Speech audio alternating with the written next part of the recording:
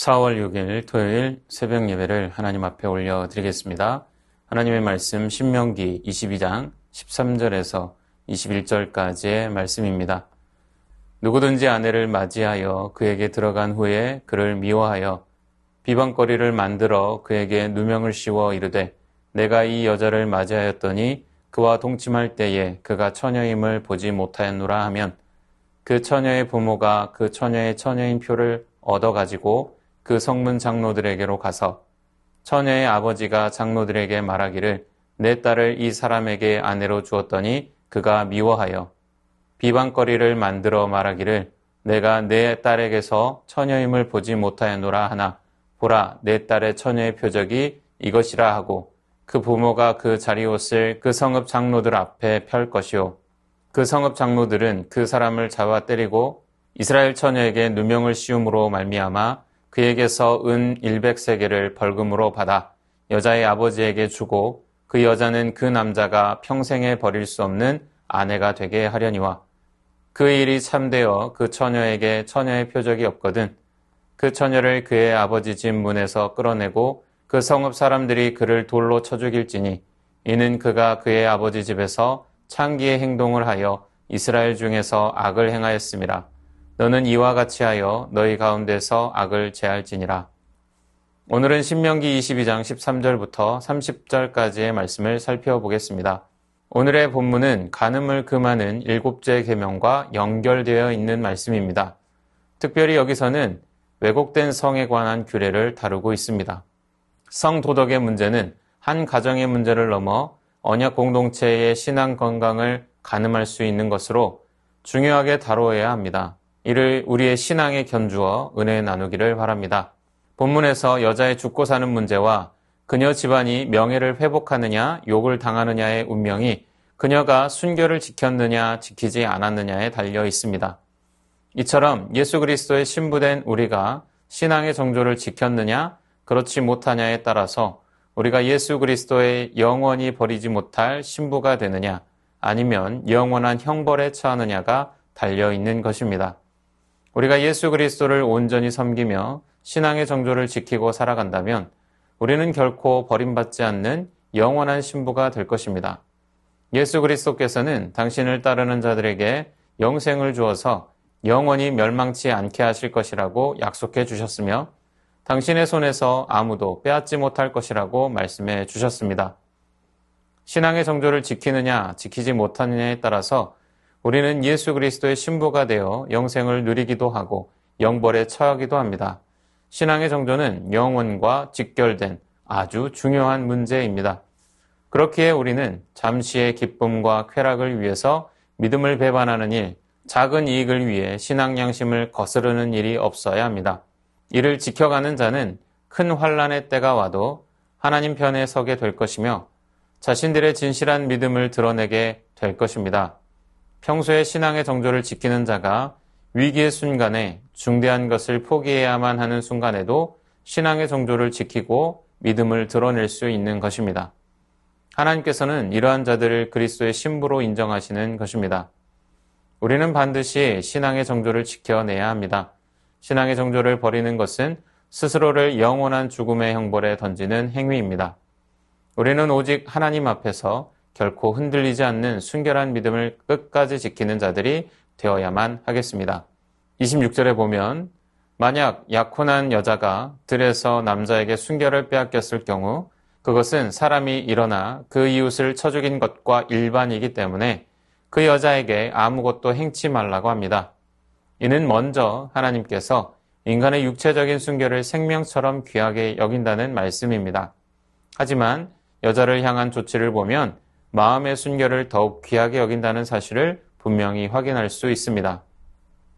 하나님께서는 들에서 강제적으로 처녀의 순결을 빼앗은 행위를 이웃을 쳐 죽인 것과 일반이라고 하시고 그 일을 행한 자에게 살인자와 동일한 형벌을 주심으로써 인간의 육체의 순결이 사람의 생명만큼 중요한 것이라는 사실을 분명히 하셨습니다.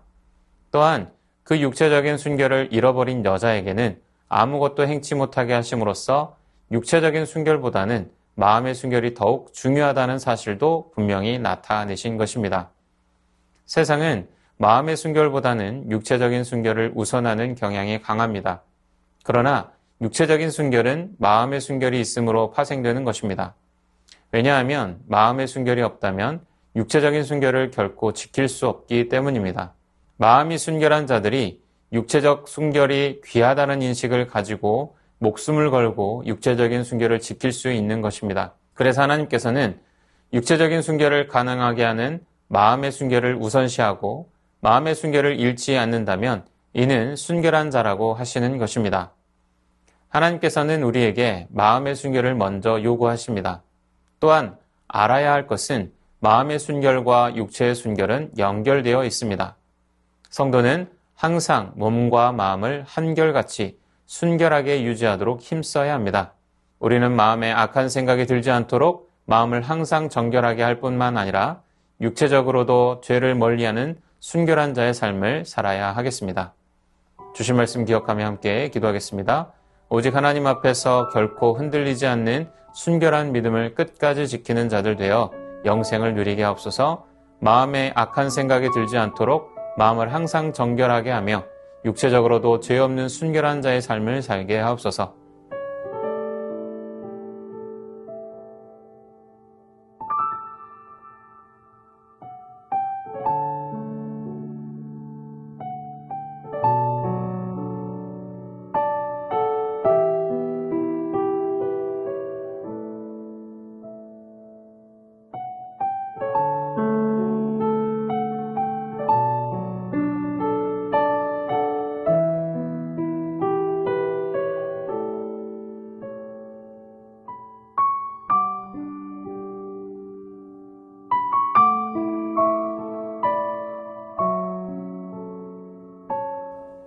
이어서 나라와 열방을 위해서 기도합니다.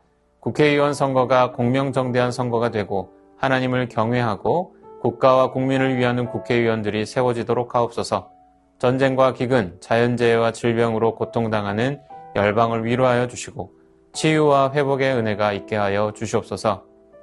북한 땅에 자유와 평강을 주시고 자유롭게 예배하고 복음을 전하며 복음 통일의 그날이 오게 하옵소서.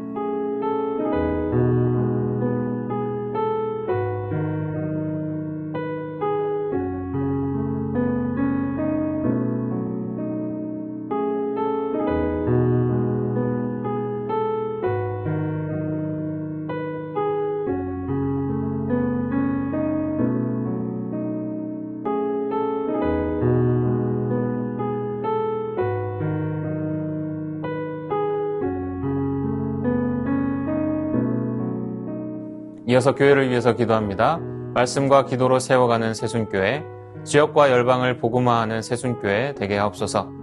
담임 목사님의 사역과 가정 위에 성령의 능력을 부어주시고 건강한 가운데 맡기신 사역 능히 감당하게 하옵소서. 시니어 어르신들에게 예배하고자 하는 마음 주시고 예배할 수 있도록 건강과 체력 주옵소서.